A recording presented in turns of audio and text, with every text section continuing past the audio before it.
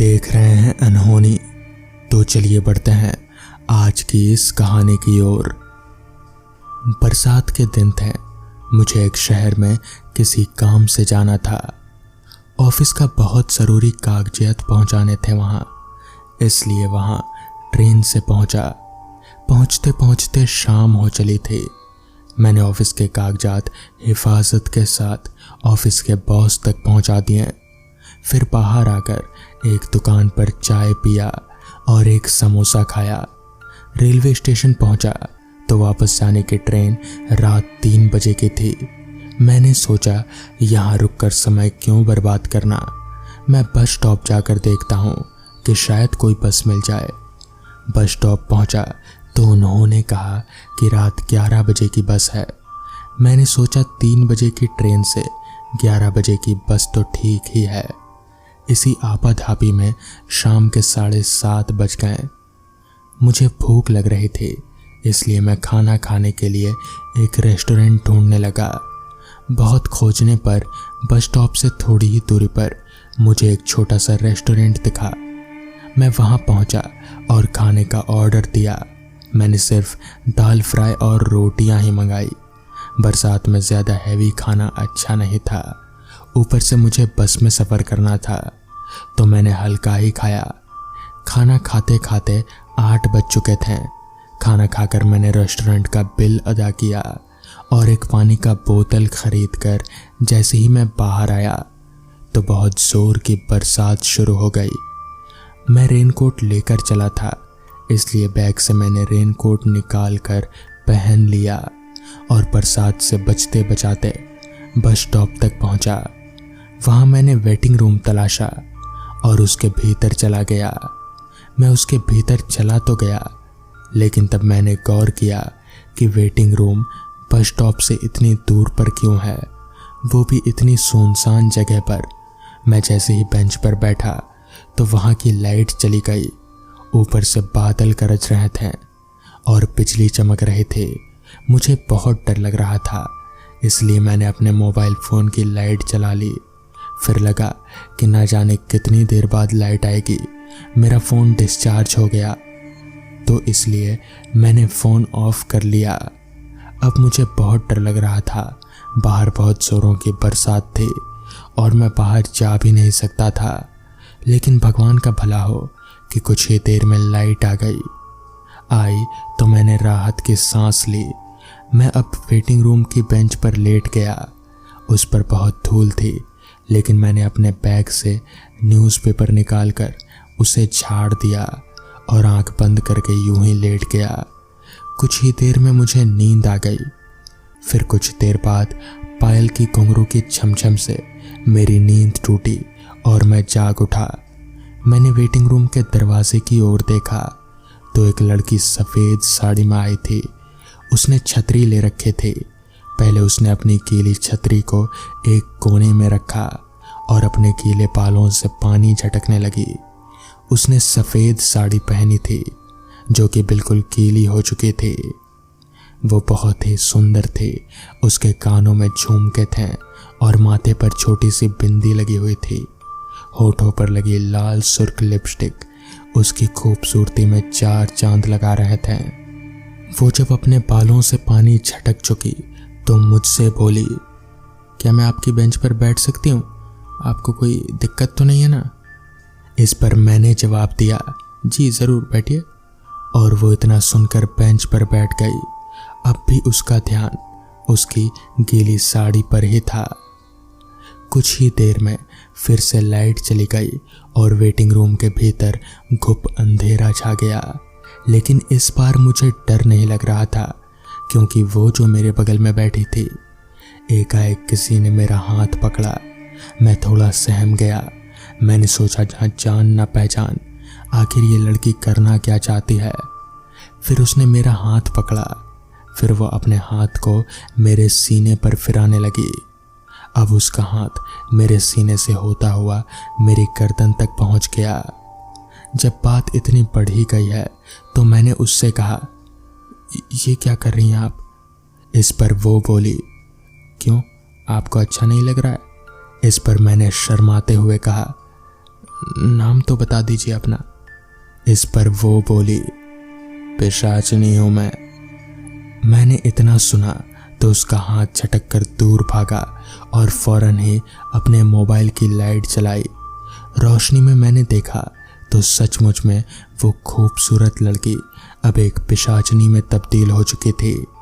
उसकी आंखें, लाल दांत बड़े बड़े थे।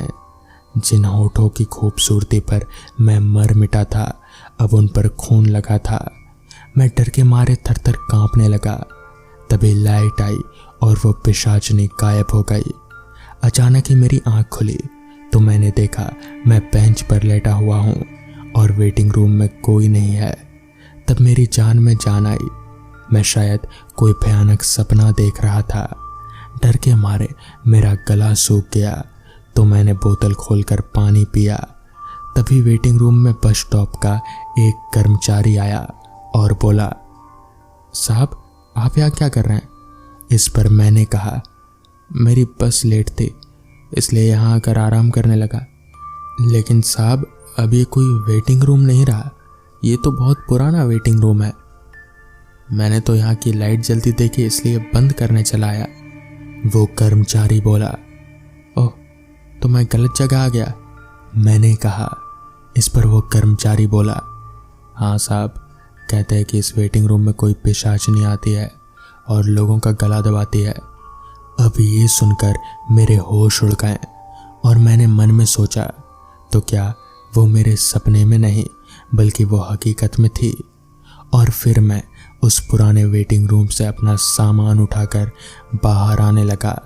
तभी वो कर्मचारी बोला, साहब आप अपना छाता तो उठा लीजिए, इसे तो आप यहीं भूले जा रहे हैं।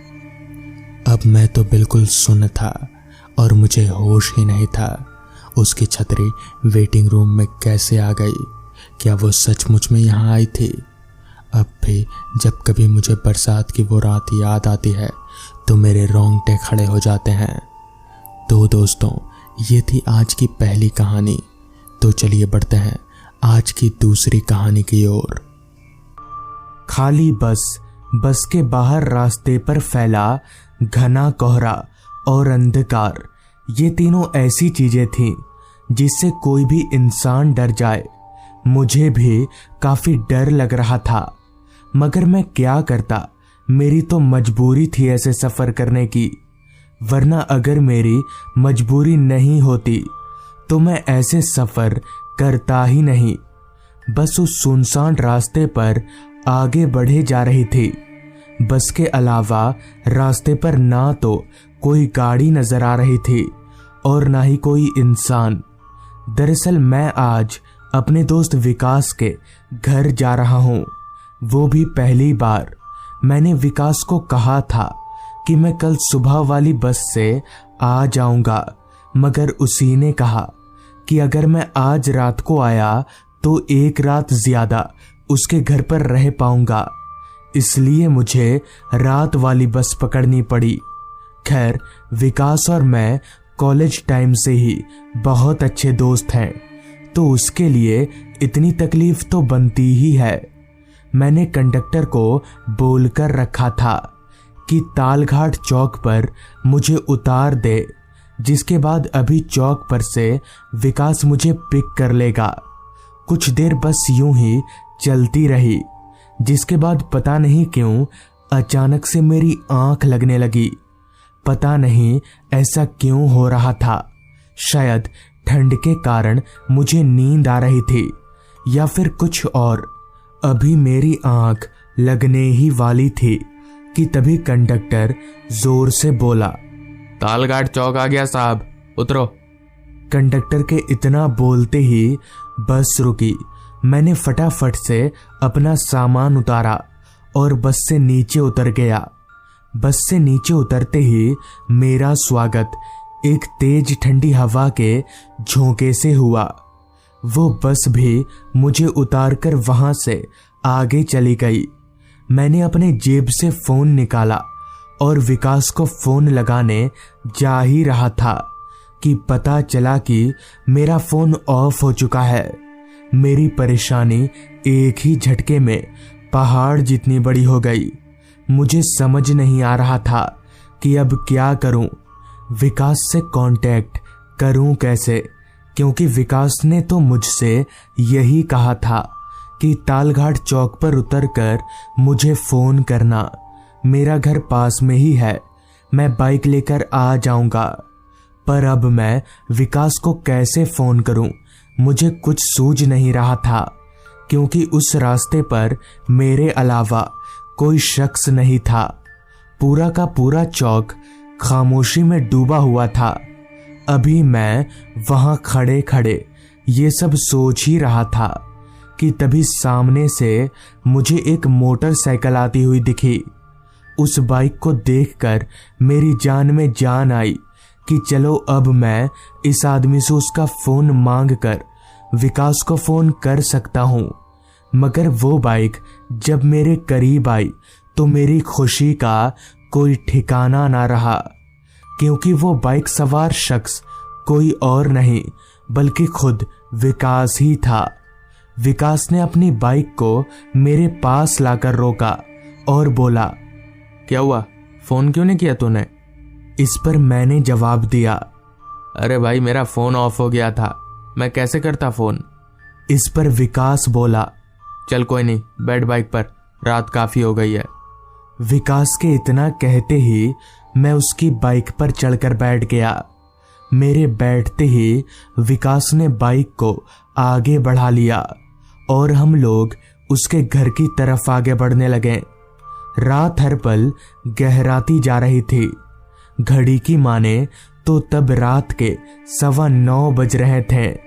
मगर एक चीज बड़ी अजीब थी, रास्ते पर कोई इंसान नहीं था। पर ऐसा क्यों? आखिर इतनी जल्दी ही रास्ता इतना सुनसान क्यों हो गया? मुझे कुछ ठीक नहीं लग रहा था। एक और बात मैंने अभी नोटिस की कि आखिर विकास को पता कैसे चला कि मैं उतर चुका हूं। मैंने तो उसे फोन किया ही नहीं। इस सवाल को मैं ज्यादा देर तक अपने जहन में रख नहीं सका और विकास से पूछा, विकास तुझे पता कैसे चला कि मैं उतर चुका हूं? इस पर विकास बोला, मुझे यहां आने वाली सभी बसों की टाइमिंग पता है, सब जानता हूं मैं। विकास से ये सुनकर मुझे तसल्ली मिली। बाइक पर तेज ठंडी हवा मेरे बदन पर ऐसे लग रही थी जैसे कोई बर्फ के गोले मार रहा हो। मुझे कुछ ज्यादा ही ठंड लग रही थी, जबकि ऐसा नहीं होना चाहिए था, क्योंकि मैं विकास से पीछे बैठा हुआ था। ज्यादा ठंड विकास को लगनी चाहिए थी, तो फिर मुझे क्यों लग रही है? ऐसा लग रहा था जैसे हवा विकास के शरीर को आर पार करके सीधे मुझे लग रही हो। खैर मैं चुपचाप बाइक पर बैठा रहा।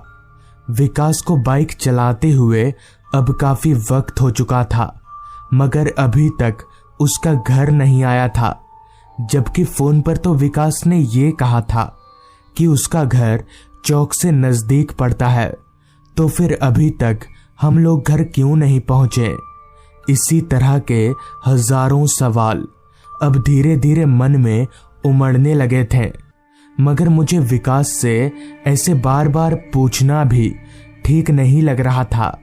मैंने सोचा विकास का घर जब आ जाएगा तो वो मुझे खुद ही उतरने के लिए बोलेगा। मन को ये समझाकर मैं चुपचाप बाइक पर बैठा रहा। कुछ ही देर में विकास ने बाइक को एक बड़े से घर के पास रोका। वो घर काफी बड़ा था, जो कि चांद की रोशनी में मुझे साफ तौर पर नजर आ रहा था। पर विकास का घर इतना बड़ा है ये मुझे उसने पहले बताया नहीं था। खैर विकास और मैं हम दोनों घर के दरवाजे पर गए। विकास ने घर का दरवाजा सरकाया और हम लोग घर के अंदर दाखिल हो गए। घर के अंदर पूरा अंधेरा फैला हुआ था। घर के अंदर कोई लाइट नहीं जल रही थी, जिस पर मैंने विकास से पूछा, लाइट नहीं है क्या यहाँ पर? इस पर विकास ने लड़खड़ाती आवाज में कहा, हाँ शायद लाइट चली गई होगी। चल मैं तुझे तेरा कमरा दिखा देता हूँ, तू जाकर सो जा, बहुत थक गया होगा। विकास की बात सुनकर मुझे काफी हैरानी हुई कि मैं पहली बार उसके घर पर आया हूँ। उसने ना तो मुझे खाने के लिए पूछा और ना ही मुझसे सही से बात की। विकास ऐसा तो नहीं था, तो फिर आज इसे हो क्या गया है? खैर, मैंने उस वक्त कुछ भी बोलना ठीक नहीं समझा और विकास के साथ घर के एक कमरे की तरफ जाने लगा। उस कमरे के दरवाजे तक छोड़कर ही विकास वहां से चला गया। मुझे पूरा यकीन हो गया था कि आज विकास के साथ कुछ तो गलत हुआ है। खैर, मैं उस कमरे के अंदर दाखिल हुआ। कमरे में एक पलंग लगा हुआ था और उसी पलंग के सिरहाने में एक कांच की खिड़की थी, जिससे चांद की रोशनी कमरे के अंदर आ रही थी। मैं उसी पलंग पर लेट गया और सफर की थकावट के चलते कब मेरी आंख लग गई मुझे कुछ याद नहीं, ना जाने कितनी देर बाद। मगर जब मेरी आंख खुली तो मेरे सर के पास वाली खिड़की में कोई बाहर से दस्तक दे रहा था। मैंने तुरंत खिड़की की ओर देखा तो पाया कि खिड़की के बाहर विकास खड़ा है और वो मुझे खिड़की खोलने के लिए बोल रहा है। मैंने तुरंत खिड़की के कांच को सरकाया तो उधर से विकास बोला, जल्दी बाहर आ, यहाँ इसी खिड़की से आ जा। चूंकि वो खिड़की काफी बड़ी थी तो मैं उसी से बाहर निकल गया। मेरे बाहर निकलते ही विकास बोला, तू यहाँ कैसे आया इतनी दूर? विकास की बात सुनकर मुझे काफी हैरानी हुई कि आखिर ये ऐसी ऊटपटांग बातें क्यों कर रहा है। जिस पर मैंने कहा, तू ही तो यहाँ लेकर आया मुझे अपनी बाइक से। इस पर विकास बोला, तू जल्दी चल यहाँ से, मेरे पास कोई बाइक है ही नहीं और ये मेरा घर नहीं है। विकास की बात सुनकर मेरे होश उड़ गए। खैर, मैं विकास के साथ उस घर से दूर जाने लगा। तभी रास्ते पर चलते हुए विकास ने कहा, तू जिस विकास के साथ यहाँ आया ना, वो बस एक छलावा था। अगर मैं सही वक्त पर नहीं आता तो तू मारा जाता। दरअसल यहाँ बहुत सी घटनाएं ऐसी हो चुकी हैं, उस घर में बहुत से लोग मर चुके हैं। आगे विकास ने बताया कि वो मुझे फोन करने की काफी कोशिश कर रहा था, मगर मेरा फोन लग ही नहीं रहा था। विकास मुझे देखने के लिए चौक पर भी गया था, मगर मैं उसे वहां पर मिला ही नहीं। तो वो समझ गया कि मैं कहाँ मिलूंगा, इसलिए वो अपनी जान पर खेलकर मुझे बचाने आ गया। तो इस तरह से उस रात मेरी जान बच गई। विकास की पूरी बात सुनकर मुझे समझ आ गया कि क्यों बाइक पर मुझे काफी तेज ठंड लग रही थी और क्यों वो विकास मुझसे अजीब तरीके का बर्ताव कर रहा था। खैर, उस रात मेरी जान बच गई, यही काफी है। तो दोस्तों, ये थी आज की कहानी। काम की तलाश में भटकते भटकते मैं यहाँ हरिपुर के जंगलों में आ गया, मगर काम ने तो मुझसे जैसे अपना चेहरा ही मोड़ लिया। यहाँ इतनी दूर आकर भी मेरे हाथ खाली ही रह गए। शाम धीरे धीरे रात में तब्दील होने लगी थी। जैसे जैसे अंधेरा बढ़ रहा था, वैसे वैसे ऐसा प्रतीत हो रहा था जैसे जंगल और भी ज्यादा घना होता जा रहा हो। मैं काफी देर से चल रहा था, पर अभी तक जंगल में मुझे मेरे अलावा और कोई शख्स नजर नहीं आया था। पूरा का पूरा जंगल ऐसे खामोश पड़ा था जैसे कोई कब्रिस्तान हो और मैं लाशों के ऊपर चल रहा हूँ। खैर, किसी आदमी की तलाश में मैं चुपचाप चले जा रहा था। सूरज की तेज किरणों की जगह अब आसमान पर चांद की हल्की रोशनी ने ले ली थी।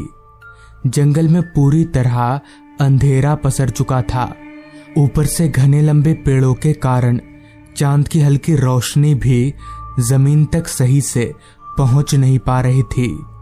अभी मैं आगे बढ़ ही रहा था कि तभी सामने की तरफ धुंधली सी रोशनी में मुझे ऐसे लगा जैसे वहां कोई खड़ा हो।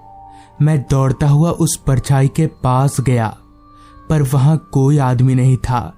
मुझे समझ नहीं आ रहा था कि अब मैं इस जंगल से बाहर निकलूं कैसे। कहीं ना कहीं मैं उस जंगल में फंस चुका था। उस जमाने में मोबाइल फोन वगैरह कुछ नहीं हुआ करता था, तो बाहरी मदद का तो कोई चांस ही नहीं था। थका हारा मैं अभी आगे बढ़ ही रहा था कि तभी मुझे अचानक सामने की तरफ एक बड़ा सा घर नजर आया। उस घर को देखकर मुझे काफी खुशी हुई। उत्साहित होकर मैं दौड़ता हुआ उस घर की तरफ जाने लगा। अभी मैं दौड़कर उस घर की तरफ जा ही रहा था कि तभी अचानक मेरा पैर किसी ठोस चीज से टकराया और मैं औंधे मुंह धड़ाम से जमीन पर जा गिरा, जिससे मेरी पेशानी पर काफी जोर की चोट आई। और देखते ही देखते जमीन पर पड़े पड़े मैं कब बेहोश हो गया मुझे कुछ याद नहीं। पता नहीं कितनी देर बाद, मगर जब मेरी आंख खुली तो कोई शख्स मेरा नाम पुकार रहा था। मैंने आंख खोलकर देखा तो ठीक मेरे सामने हाथ में लालटेन लिए एक आदमी खड़ा था। उस आदमी को देखकर मुझे काफी हैरानी हुई, मगर तभी उस आदमी ने मुझे सहारा देकर उठाया और बोला, क्या हुआ भाई साहब, आप इस जंगल में इतनी रात गए सो क्यों रहे थे? इस पर मैंने कहा, इतनी रात गए से क्या मतलब है आपका? कितने बज रहे हैं अभी? इस पर उस आदमी ने कहा, रात के 10 बज रहे हैं अभी, और आप इस जंगल में क्या कर रहे हैं? इस पर मैंने उस आदमी को सारी बात बता दी। तो सारी बात सुन लेने के बाद उस आदमी ने कहा, नौकरी की तलाश में तो मैं भी यहाँ आया था। खैर चलिए आप मेरे साथ मेरे घर। यहाँ कहाँ रहिएगा जंगल में? हालांकि मन तो मेरा भी नहीं था उस जंगल में अब और चलने का, लिहाजा मैं उस आदमी की बात मानकर उसके साथ चल दिया। रात हर पल गहराती जा रही थी। जंगल में फैली खामोशी रात की गहराई को साफ तौर पर बयां कर रही थी।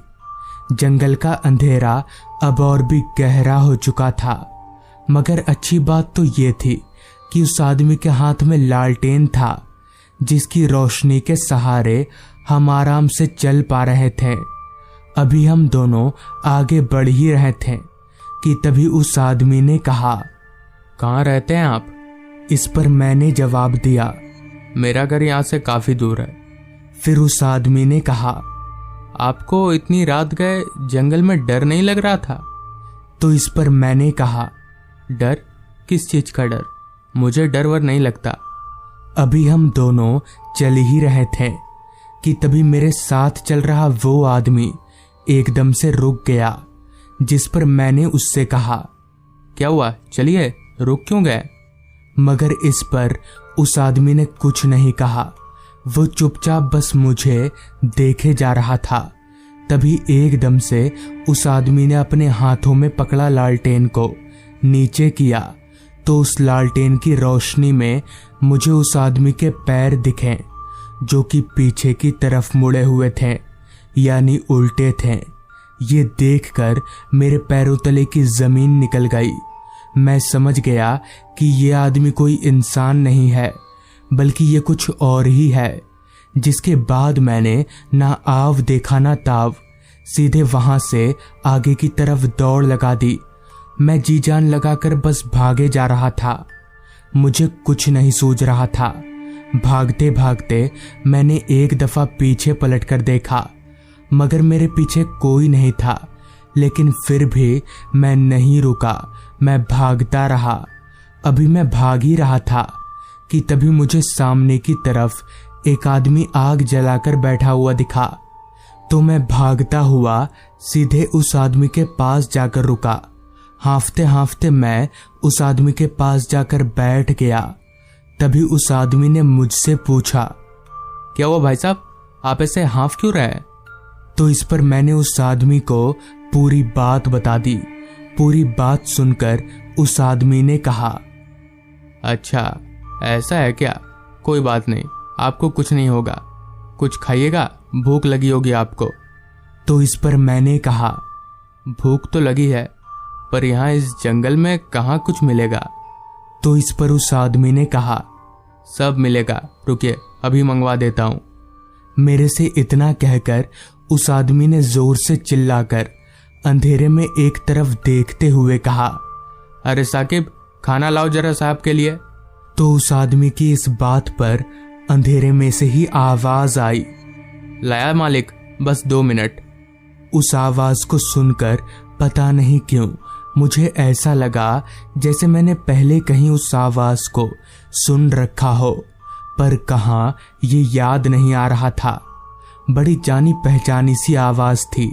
खैर, मैं वहां बैठकर खाना आने का इंतजार करने लगा, पर एक बात तो मेरे जहन में खटक रही थी कि भला यह आदमी मुझे क्या खिलाएगा, और वहां अंधेरे में होगा कौन जो मुझे खाना लाकर देगा।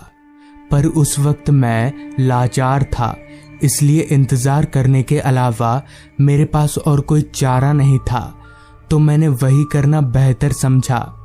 कुछ देर इंतजार करने के बाद अचानक से अंधेरे की तरफ झाड़ियों में कुछ हलचल सी हुई और वहां से एक आदमी चलते हुए हमारी तरफ आने लगा। चूंकि वो आदमी काफी दूर से चलकर आ रहा था, इसलिए साफ तौर पर उस आदमी का चेहरा तो नजर नहीं आ रहा था। उसके हाथ में एक थाली थी। चलकर वो आदमी जब मेरे करीब आया तो मुझे उसका चेहरा दिखा। ये वही आदमी था जो मुझे थोड़ी देर पहले मिला था, जिसके पैर उल्टे थे। इतने में ही उस आदमी ने थाली को ठीक मेरे सामने रख दिया। उस थाली में कुछ और नहीं बल्कि मेरा ही कटा हुआ सिर था। मैं एकदम से ठिठक कर पीछे गिर गया। इतने में ही वो दोनों आदमी जोर जोर से हंसने लगे। मुझे समझ आ गया था कि ये दोनों भूत हैं और अगर मैं यहाँ रुका तो मेरी खैर नहीं। अभी मैं जमीन पर से उठकर भागने जा ही रहा था कि तभी मेरा पैर वहीं पास ही में पड़े एक लकड़ी के बोर्ड से जा टकराया, जिस पर लिखा था अपना ढाबा। खैर, मैंने जैसे तैसे खुद को संभाला और भागकर गिरते पड़ते किसी तरह उस जंगल से बाहर निकल गया। इस घटना के कुछ दिनों तक मैं काफी बीमार भी रहा। बाद में जब मैंने इस घटना का जिक्र लोगों से किया तो लोगों ने जो बताया वो सुनकर मैं दंग रह गया, क्योंकि लोगों के मुताबिक साकिब और सुलेमान वो दोनों उस जंगल में अपना ढाबा चलाया करते थे, क्योंकि वहीं पास ही में एक रोड भी था जो कि अब बंद हो चुका है। मगर एक दिन पता नहीं कैसे लापरवाही के चलते उनके ढाबे में आग लग गई।